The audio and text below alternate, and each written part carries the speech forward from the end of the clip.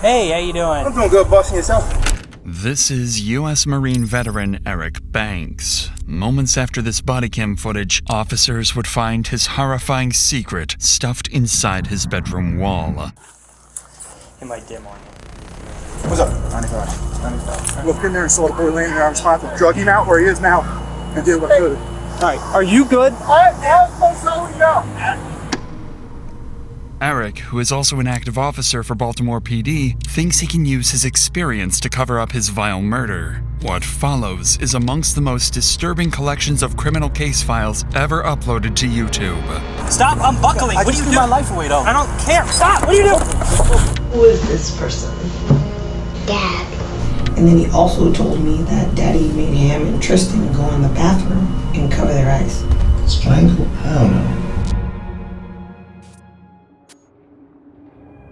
On July 7th in Millersville, Maryland, 2 officers arrive at the home of Eric Banks Jr. after his wife reported that their 15-year-old son, Dason, was potentially missing. The report was relatively standard for them, but the reality awaiting them is more horrifying than they could have imagined. Not mine. Just letting you know.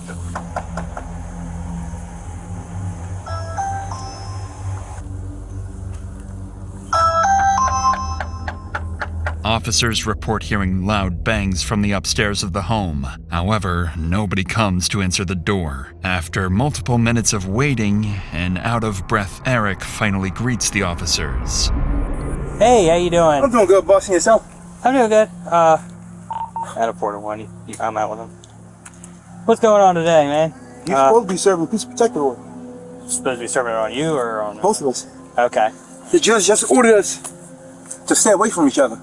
Okay. Sit down, buddy. Sit Do down. you all have some sort of like court order agreement on custody or something? My oldest, I know he ran out the back door somewhere. All his stuff out the back door. He ran out? What's going on, boss? I know you get DJ. I know you're getting tired of seeing us. Where's DJ?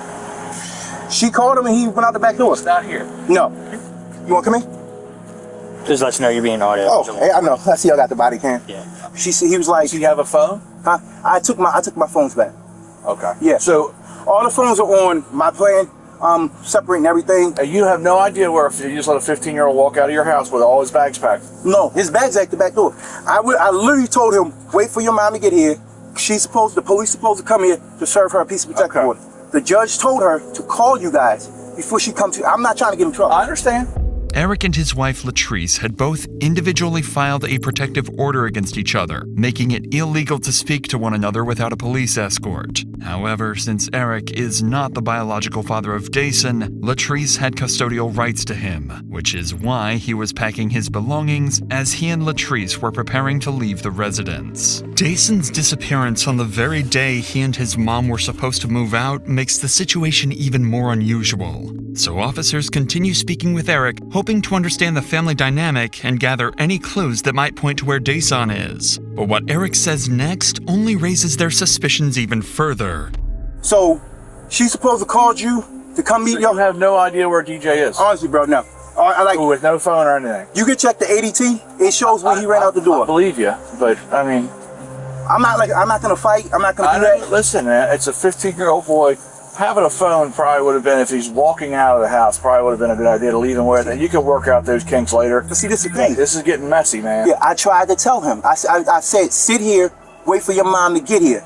I went upstairs. Before I could come downstairs, he's already going out the back door. So I guess she coordinated, because she's somewhere in the area, I'm presuming. Yeah. So she pretty much coordinated with him to come out there. Okay. All right, hang tight. All right. All right. Sitting beside Eric are his 2 sons, 5-year-old Evan Banks and 3-year-old Tristan Banks. Officers didn't know it at the time, but these 2 would play a pivotal role in uncovering the horrifying scene that just happened inside their home. But for now, Officer Sutton goes back to his patrol vehicle to run a registration. He identifies the suspect as 34-year-old Eric Banks Jr., an officer for the Baltimore Police Department. He's been an active officer since 2018 and also carries 10 years of service in the United States Marine Corps. After speaking with neighbors of Eric, who provided minimal additional information, officers would confront Eric once again, this time sternly, to figure out what was going on. It's here that Eric would explain his alibi, one he had come up with just minutes ago. Found out about the whole situation. his mom. That's neither here nor there. But this is what I'm trying to tell you. Me and him sat at the table. He cried to me yesterday. He said he don't want this separation. Like, he knows we separated before. He said he's tired of it. He's tired of feeling like he has to choose sides. He's 15. He's a teenager. He knows weird. He don't want to be. He's like, I don't want to be in separate homes. That.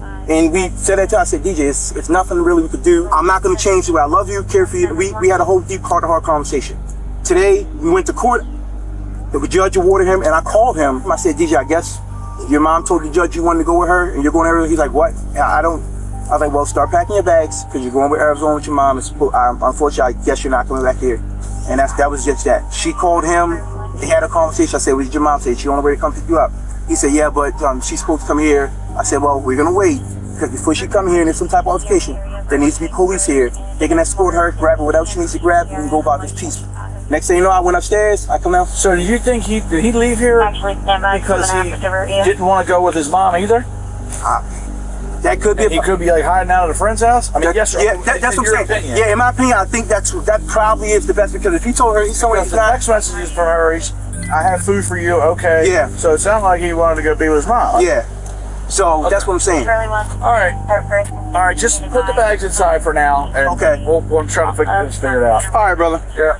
Officers would spend another 15 minutes canvassing the area in hopes of finding Dason, but would again come up clueless. So they decide to try calling Dason's mother, Latrice, but are unable to get a hold of her either. So in a desperate attempt to find a relevant lead, they decide to ask Eric if he'd voluntarily consent to a search inside the home, hoping Dason may be hiding inside.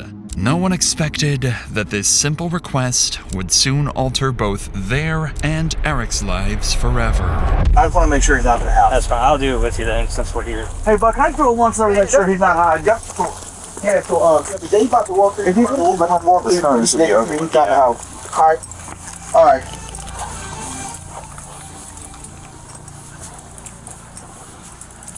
That's your room? The one with the bunk bed right here? Yeah. This is the kids' room. DJ.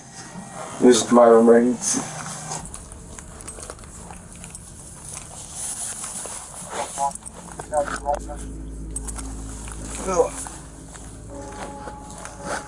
Yeah, he's tough. He's told us he's not hiding. In Officer Adams' report of the incident, he notes that at this point in their home search, Eric's demeanor had changed. He advised Eric to relax and let them freely search the home. They proceed to make their way to the third floor of the home, the floor which stores Eric's chilling secret. But before we get to that, if you want to start eating better this new year, HelloFresh makes it easy, with recipes that feel and taste delicious. I've used it on busy weeks when I still want real home-cooked food, but don't want to waste money getting DoorDash every day. Everything shows up portioned, the recipe steps are simple, and dinner actually gets done. They've got over 100 recipes every week, so you're not stuck cycling through the same boring, healthy meals. You can even pick from over 35 high-protein options each week, including new Mediterranean and GLP-1 friendly options.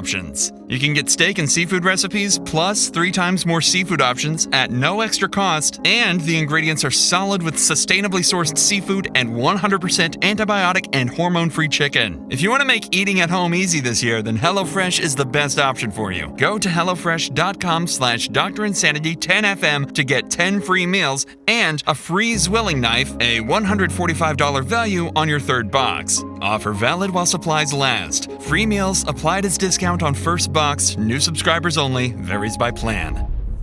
Alright, Dennis. I'll see this up. Is this always down? No, this is where my safe is. Yeah. So this is where my guns go. Okay. You got your little light on your side? Yes, I do. You got a light back up? Okay. It might dim on you. You get 2 batteries. What's up? 95. Alright. What's up, bro? 95. Inside the hole in Eric's bedroom lies Dason's deceased body, already cold to the touch. Eric forgot to fully close the hole before meeting with the officers. The gruesome discovery would leave the 2 officers in shock. They try to keep their composure while transporting Eric to a patrol vehicle. What's up? They came right now. Alright, where are we? Starting at it. I have one stuck now. Okay. DJ. DJ. What's up? What happened? Let's go to the car, all right? Yeah, let's go to the car. On the front. All right, yes. Oh, in the front, sir. Here, let me move one thing out of your way. I agree. All right, just see for me. All right. While Eric is being detained, Officer Voss attempts life-saving measures on Daesun, noting that his condition appeared consistent with an unresponsive individual. He also notes that Daesun was shirtless and that his jeans were heavily soaked with moisture from an unknown source. Outside the home, Eric is temporarily placed in the patrol vehicle, but within moments, the situation begins to spiral out of the officer's control. Stay seated. Yeah, we're in custody. All right, yeah. I need you to stay seated, Okay. okay? All right. Okay. That might be, All right, go ahead. Can I just kiss my boys real quick? No, Just let me- no, kiss I my need you boys. just in the car, Just right? my boys. Look, All right. listen, Yeah, I got you, bro. Just let me kiss my boys. stay in the car. Bro, just let me kiss my boys. Stay in the car. I'm just saying, like, just let me kiss my boys real quick, bro. All right, I'm coming in the car. I'm going in the car. I'm not doing all that. I'm not doing all that. I'm not. Start them up, faster. I'm not doing all that.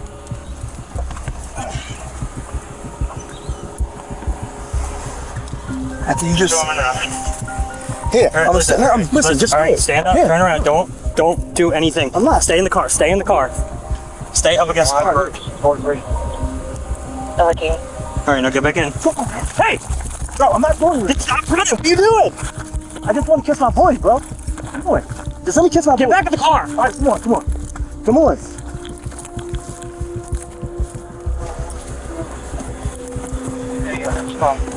The mom is parked at the corner of Hilltop. Stay in there, you're not coming out no matter what. All right, bro. Without additional units on scene, Officer Sutton struggles to keep Eric restrained. Sutton attempts to secure Eric's handcuffs using a double lock, a mechanism that prevents cuffs from tightening or being manipulated. However, Eric uses his police experience to exploit this, and while his previous attempts at evasion have failed, he'd make one more, final, far more violent attempt to get away. I just threw my life away. Just stop. What are you doing? I just threw my life away, bro. Will you stop? Okay. Stop unbuckling. I What are just you threw doing? my life away, though. I don't care. Hey, listen. Stop. Just choke. Stop. What are you doing? Just choke me. Choke. Get back in the car. Just choke me. Just choke me. Just choke me. Adam 4, look, to Adam 1, can you come back out here, please? Hey, get up, good! Look, just choke me. Just choke me. Adam 4 is trying to grab a gun! Adam 4 is trying to grab a gun! Stop! Get in the car, motherfucker. Get in the car. Out in here. Turn him out. Turn him out. Turn him out. Turn him out. On the ground. Correct. 4448. 3 times, you now. Where's? Stop. I can't stop. Yes, you can. It's on my wrist. And my hands going numb. Are you on your side? You gonna stop? Yeah. I can't. My hands going numb. All right, turn them on Like the side. numb. Yeah, hold on. I told you broke it. It's numb. All right. Stay where you're at. Stay here. I am staying here, but I told you broke. All right, I'm moving your legs. All right. Take a deep breath. I am. All right, listen. You're wiggling around left to make it worse. I know. All right. But I want you. We're done. We're done here. I want you to be not done. I want you to free. We're gonna take you to the hospital. All right. All right. Well, let's just not wrestle anymore. It's just too hot as shit today. I know. You sweating? I'm sweating. Can we be done? I want to be no, bro. Like. All right. Well, let's go to the hospital and talk about it. We don't need to wrestle on the ground. Is that helping anything? No, it's not. All right. All right. Okay. All right. Eric attempts to unholster Officer Sutton's service weapon, eventually managing to loosen it and nearly knocking it to the ground. Fortunately, Eric's handcuffs prevented him from causing any further harm. As the chaotic scene finally settles, officers briefly discuss the frantic events that just unfolded. I go up to Subway to meet her, go in to make sure he didn't go to Subway to miss communication. Come back here, I said, let me just check the house. They started getting real weird. I'm like, well, if you just stay back, he's a Baltimore City guy. Started to get real weird. I'm like, no, I can check the house. You stay back. You stay back. You stay back. You stay back. I go up and wait off. He goes, he wouldn't be up here. There's an attic thing undone with a screw in it. He looked in there and saw the boy laying there. I was trying to drug him out where he is now and did what I could. I immediately, as soon as I saw the boy's leg, like 95 hands, to get him out of here and asked for more units to start a CPR. Drug him out, he started CPR. Okay. All right. Are you good? You're good. You're not hurt. No, I'm hurt. Should have done that. If I'd have known, if I'd have just did that first. You may not have been done. I'm gonna take the whole block where I can see that. Hey, Steve, take him. Come on. Just go up with him. Do a CPR. Sorry. No, one. Where's the 10-7? 1448. Inside. Yeah, like well, we went upstairs to check the house. already, And, gun sleep area. What's up? There's like a gun sleep area, and my partner looked in there, 95, and don't know what's going on. And then when we took it to my car, I gave him an opportunity because I needed to double lock his stuff, and then he unbuckled himself, went out and grabbed. EMS attempted to perform CPR on Dason, but it was too late. Dason was declared deceased shortly after by EMS. What officers uncovered with Dason was only the beginning. As the investigation deepens, Eric's children would reveal further secrets, painting an even darker picture of the reality behind closed doors. For now, the decision is made to take Eric, his children, and his ex-wife Latrice to the police station. Police reports state that while Eric is being transported, he struck his head multiple times against the cage window bar, causing a welt to his head and damage to the patrol vehicle. Despite this, everyone would eventually make it to the station, each separated into their own individual rooms, awaiting intense interrogation. Eric would be left alone to hopefully calm down and collect his thoughts. Meanwhile, detectives speak with both Latrice and her child Evan, hoping to collect more information that can be used when speaking with their main suspect. They start with Latrice, asking her what kind of person Dason was. At this point, detectives are considering the possibility that he and Eric may have gotten into a fight that somehow escalated into tragedy. But what Latrice describes denies that theory completely, and makes Dason's case even more heartbreaking. Can you sit a little bit closer over here? Yeah. There's a lot of specific questions that I wanted to talk to you about. Can you describe DJ? Was he an argumentative person? Was he a quiet person? So the son was more of a quiet person. Until he got to know you, but he was always mannered. He talked to a lot of adults, but he never was disrespectful or any of that. I had teachers from his elementary, the principal, middle school, they all showed up for my son. He was that type of child. You know when teachers come. Would you say he was a sweet boy? He was very sweet and always willing to help. That was one of the things across the board. Always willing to help. In the loft, in the crawl space in the loft, what was normally kept in there? Nothing. Safes? Nothing. Was that ever left open? No. It was always screwed. It was always closed. Okay. Because I don't like it. It freaked me out. There is a light switch in there. Okay. So I was like, where's that light coming from? And I turned the light switch off. But I don't know, maybe it was him. So let's talk about that. You called me and you said that you saw him, you viewed him at the funeral home. Are you okay? Yeah. Okay. And it was before he was embalmed because I wanted to see him. Right. And you saw new bruises. Yes. Where did you see new bruises? On his nose. Like that circular dark mark on his upper nose. His lip looked busted also. Like that wasn't there. And then his eyes were like purple. They were puffy and purple. Yeah. It looked to me like he was in a fight. And my son doesn't fight. Dason's autopsy report ruled his cause of death as asphyxiation, which, in combination with the bruises and marks on his face, implied he was likely strangled to death. I knew it. And he was my baby. So I knew it.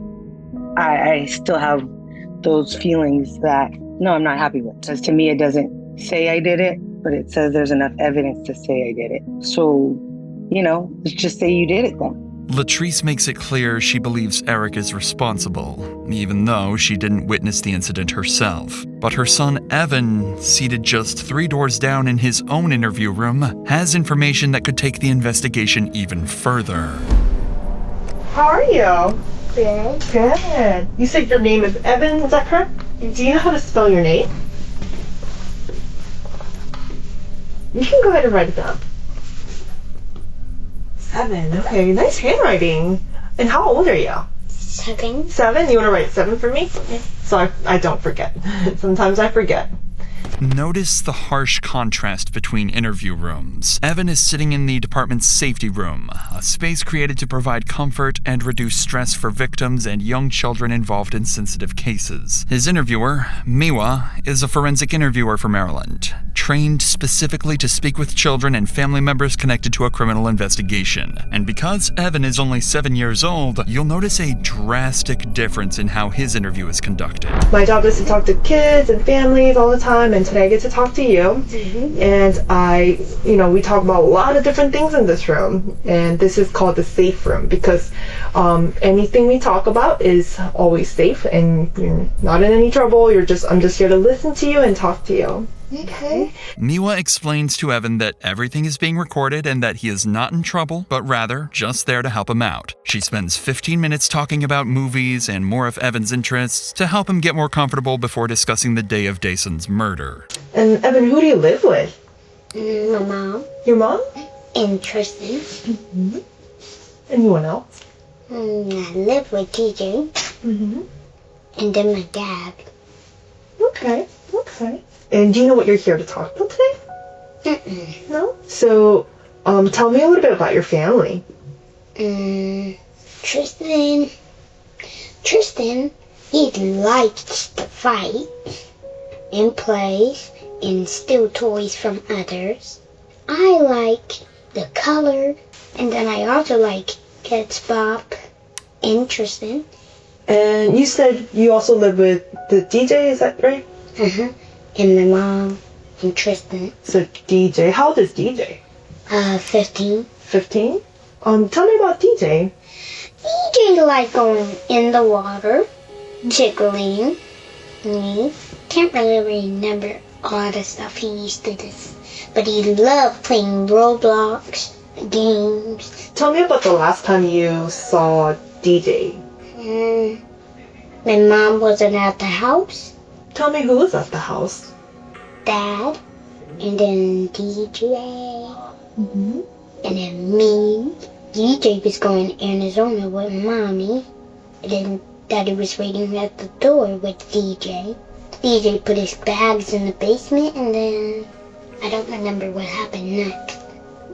That's all I remember. Okay. Miwa would tell Evan to draw the last time he saw Dason, and he'd draw the staircase leading to the home's loft. The same staircase Eric has dragged Dason's body up. And so, who is this person? That was DJ. That was DJ? Where was Dad? Right here. Oh, okay. So Dad was up here and then DJ was right there? Okay. Where did they go after? They never went anywhere. They were just waiting at the steps. Oh, they were waiting at the steps? Who was he waiting for? Or what was he waiting for? And he was waiting till Mom came. The DJ. Did that happen? No. Not yet. Was there anything that you worried about on that day? No.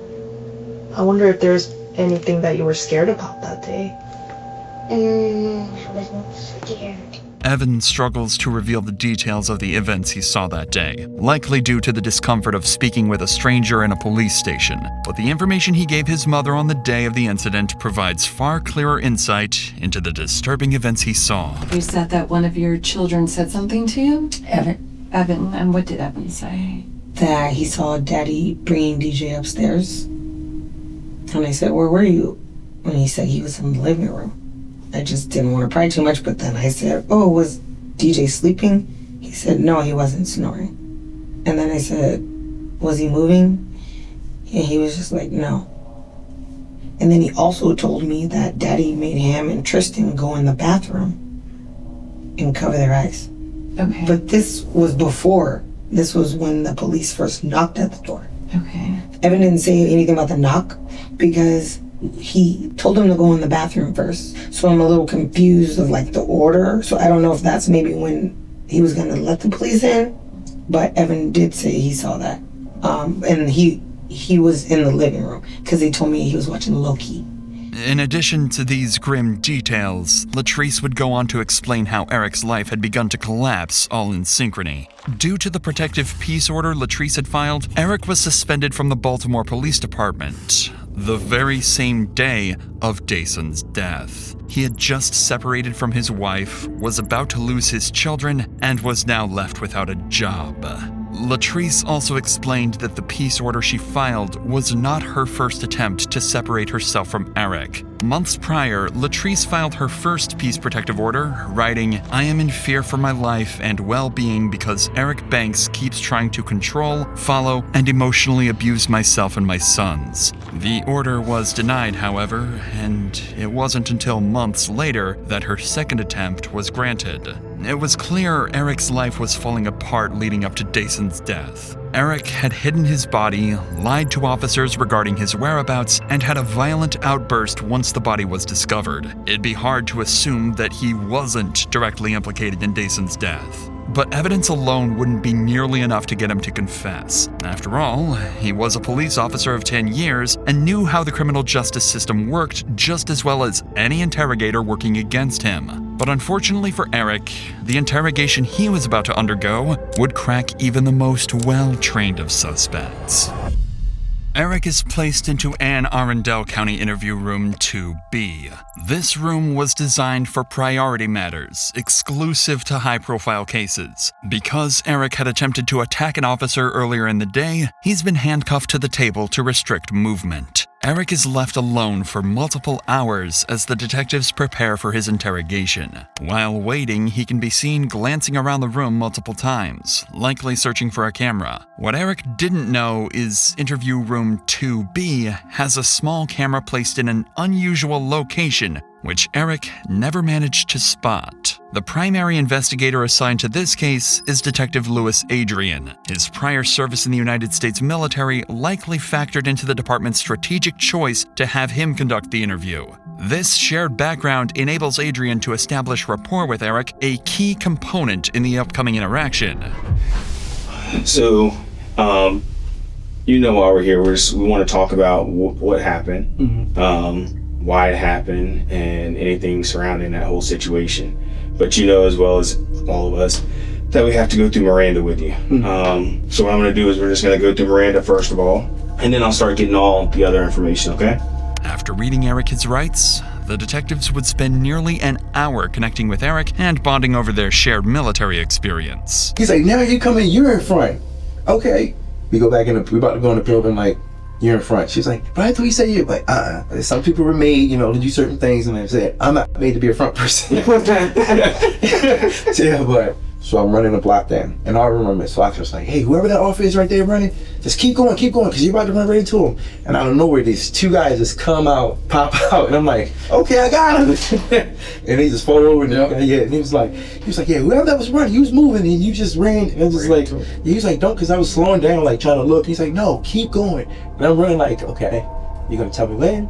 This friendly conversation appeared to take Eric out of the tense mental state. It appeared that Eric sharing his favorite moments from the military gave him a sense of importance, like he had an identity he was proud of, or at least used to be. But that moment is short-lived, as he's quickly brought back to the reality of why he's sitting inside a police interrogation room. So you spent 3 years, and you're still active in the Baltimore City Police Department. Yes, sir. So from what I hear, you're suspended? No, I'm suspended now. I'm going suspended, yes. Okay. Why? Can you tell me what's going on with that? May 8th, I got a peace and protective order against my wife. Okay. You got one against her? Yeah, I got one against her. Same day, she took the firearms out the house. She took the safe out of the home. Anne Arundel County did press charges. They pressed charges against her. Her for taking the safe with the firearms. The firearms. Yes, sir. And were they your duty firearms? Duty firearm. My whole full duty belt was in there. Okay. Firearm, taser, magazine, pouches, everything was in there. She turned around and went and got a peace order on me, saying that I was following her. But once she got it, that's when pretty much they have to suspend. Yeah, I have to get suspended. Her mom sent my mom something talking about I was following her, this and that. I'm like, how? I'm here at work. How you see I was following? I was like, there's no way. That's when we both ended up at the courthouse, and I was like, because I'm just putting a stop to this. So I let the clerk know. I was like, I don't know what's going on, but every time that my wife's trying to leave or something's trying to happen secretly, there's a peace order for me to get kicked out the house. And I was like, that shouldn't be. And that's when they brought us both in. So we both got seen by the judge, and he granted us a peace order for both of us to stay away from each other. Okay. Yeah. When was that?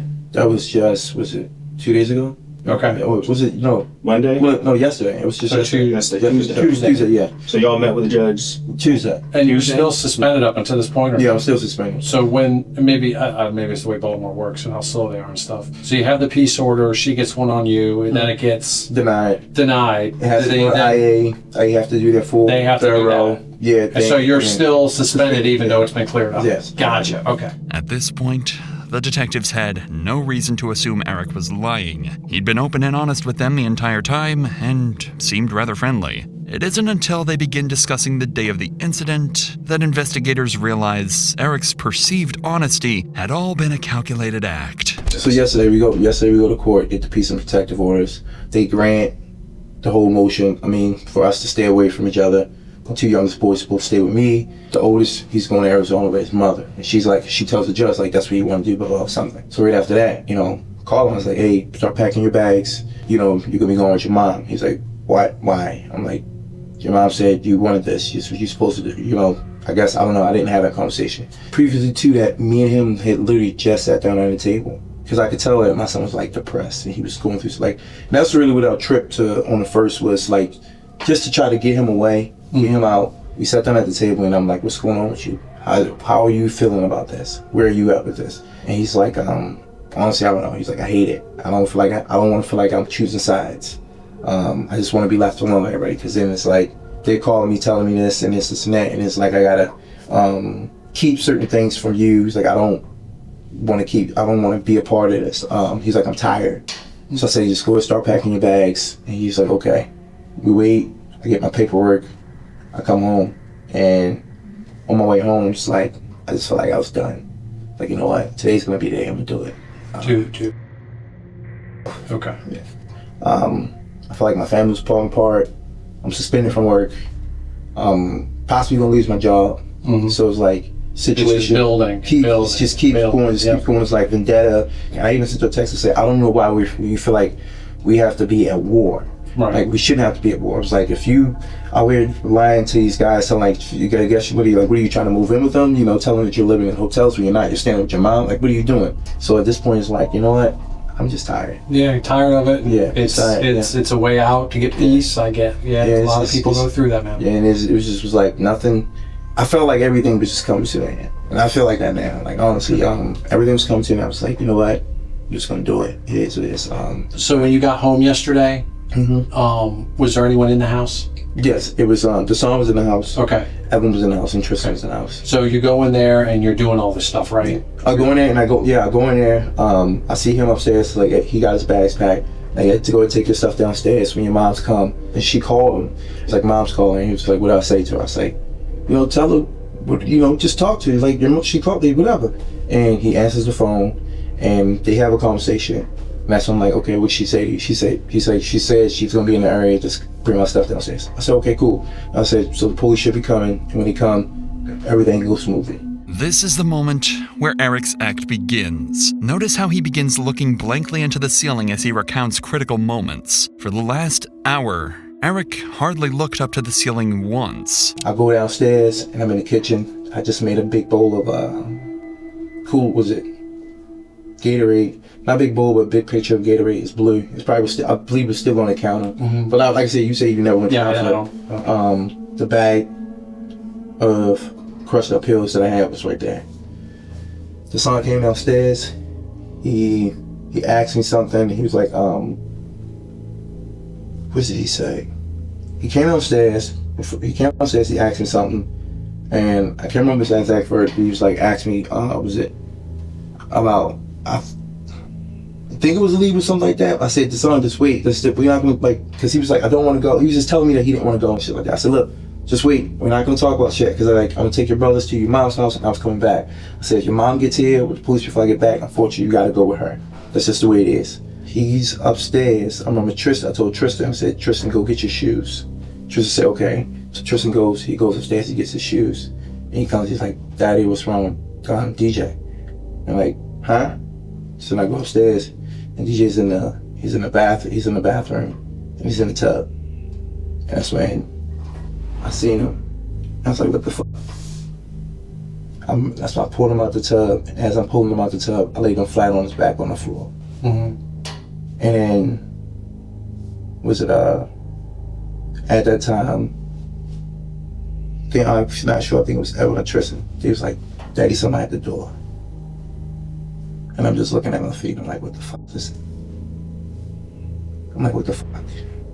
Eric makes his story clear. He had planned to end his life, but coincidentally, Dason had the same plan and did it first. It's an extremely complex alibi and only becomes more unlikely after Eric explains why Dason's body ended up hidden inside his bedroom.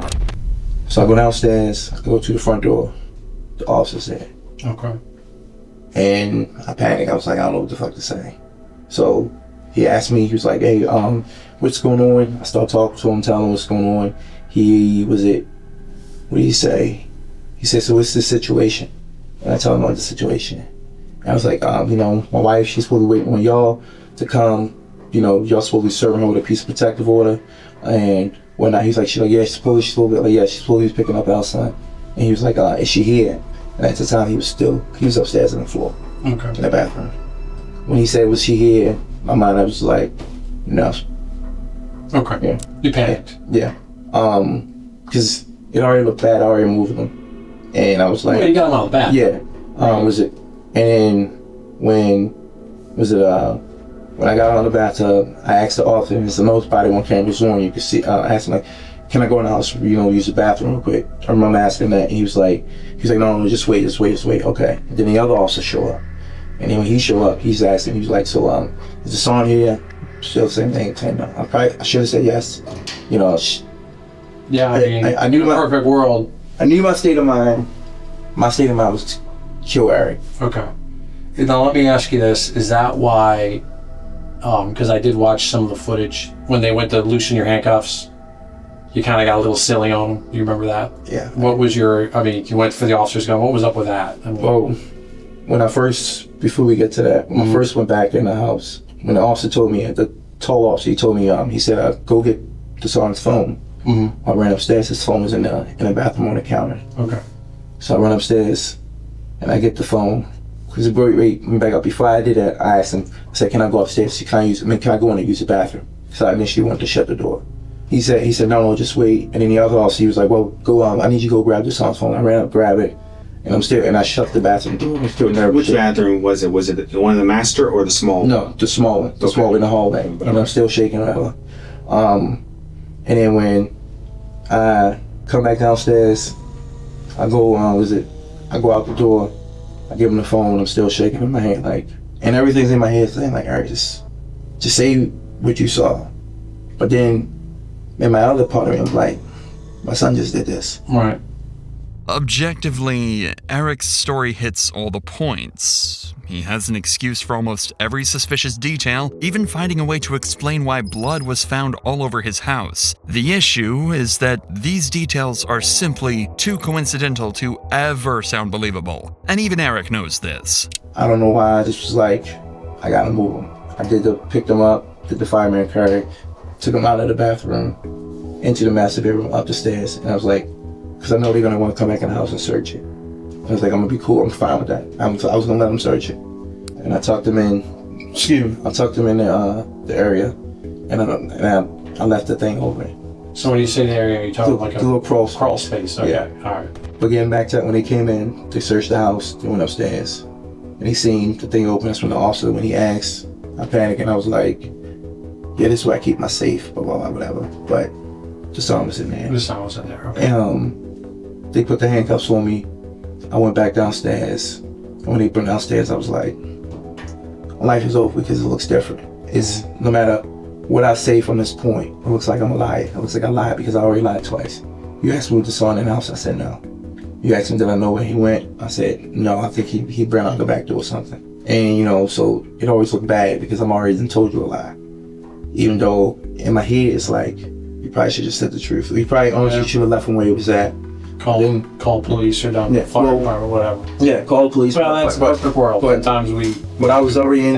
I wasn't in the. I was already in the mindset of Eric's gonna die today. I was in seeing that he was there, that he was in the tub, and it was like tub was full of water. I was like, my son did this. No, I have to do it. Okay.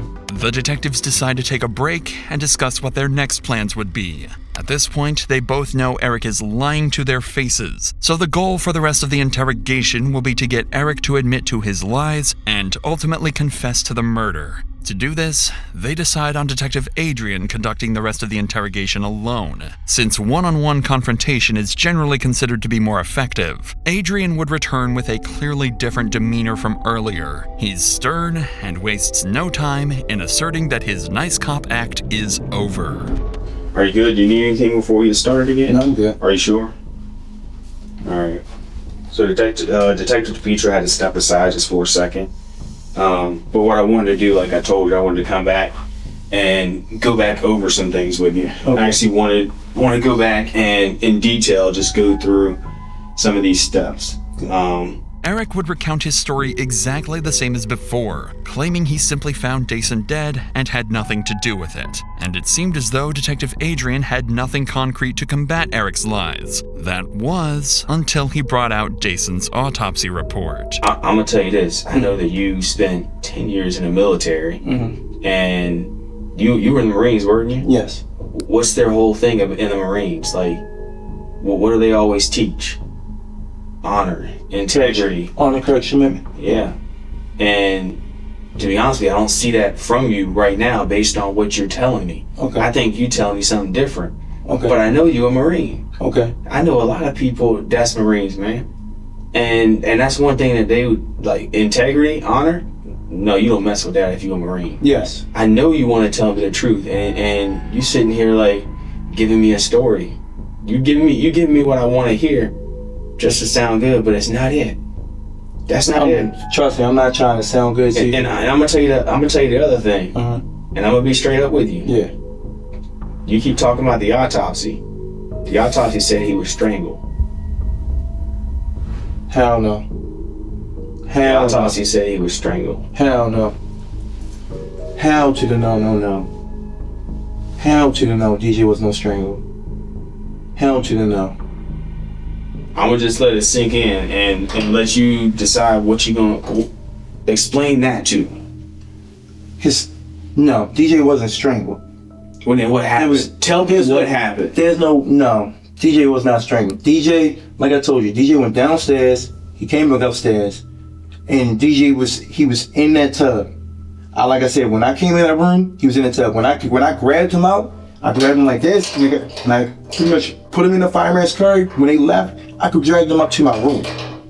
If that's the case, I would have left him in there, and I would have said, or had them come in there to be like, but DJ wasn't no strangle.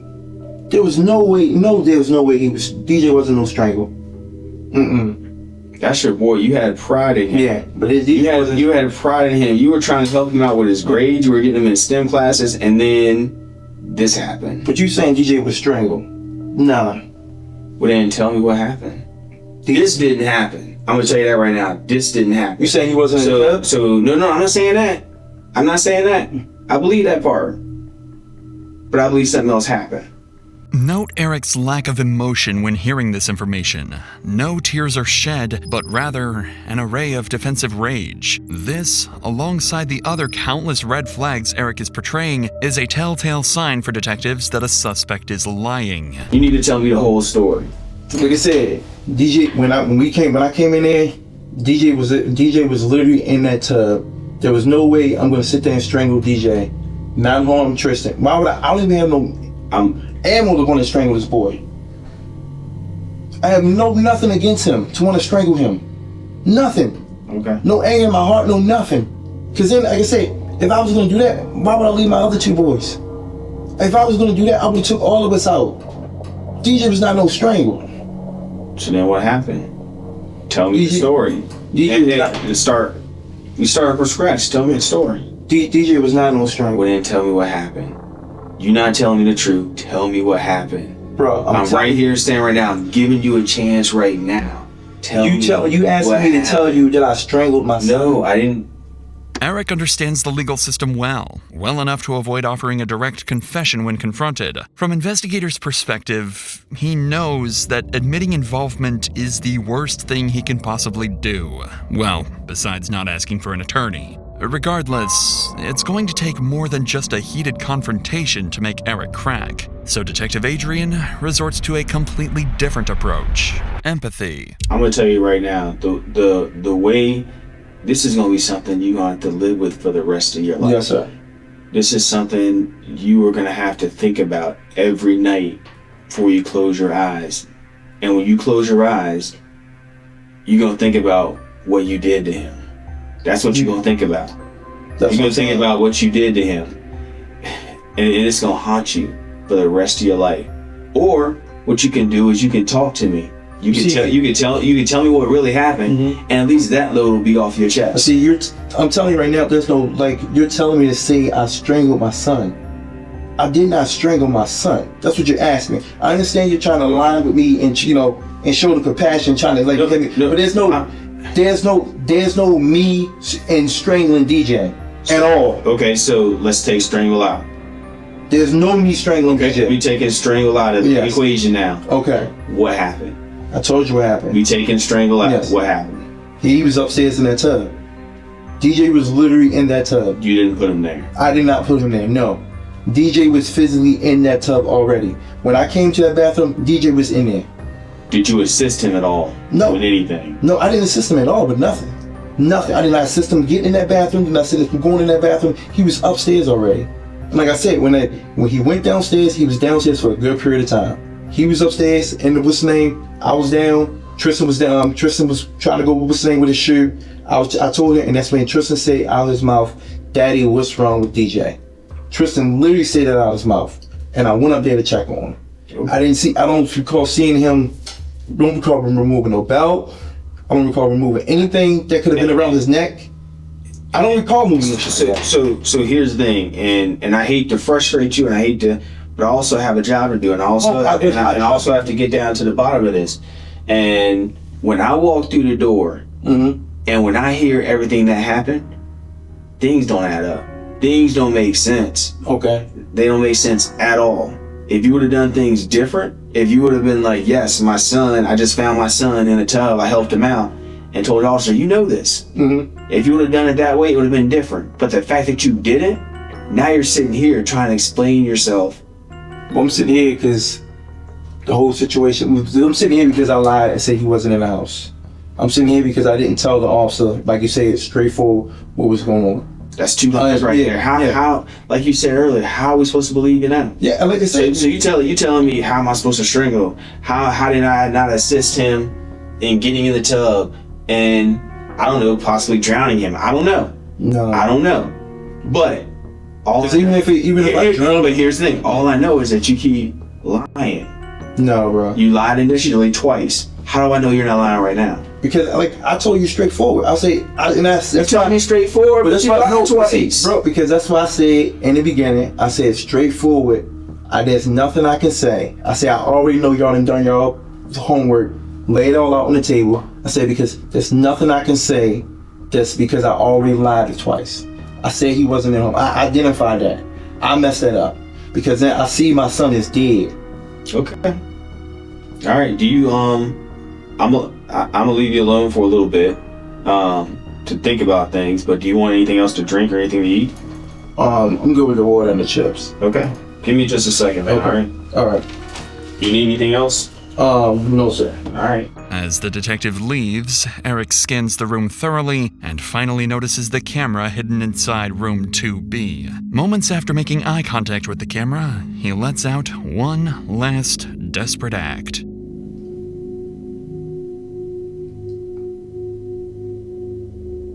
Strangle? I don't know.